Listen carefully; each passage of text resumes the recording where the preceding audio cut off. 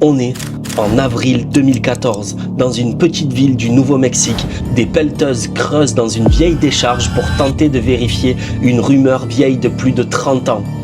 En 1983, Atari, le géant du jeu vidéo de l'époque, aurait enterré des milliers de cartouches invendues, dont le fameux E.T. l'extraterrestre. Revenons à cette époque. E.T. était censé être un énorme succès, mais le jeu développé en seulement 5 semaines s'est révélé être un désastre. Bourré de bugs et frustrant à jouer, il a rapidement été détesté par les joueurs. Face à des millions de cartouches invendues, Atari aurait décidé de tout enfouir dans le désert et de recouvrir les stocks pour en effacer les traces.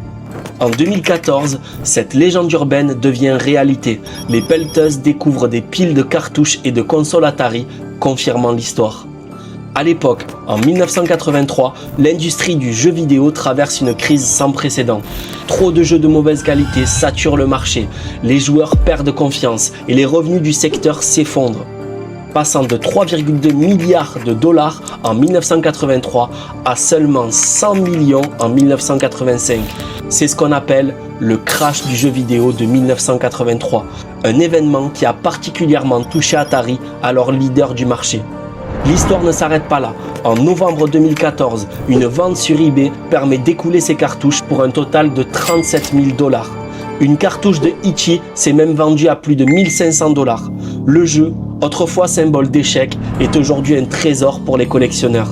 Quel est selon toi le pire jeu vidéo de l'histoire? Dis-moi-le dans les commentaires.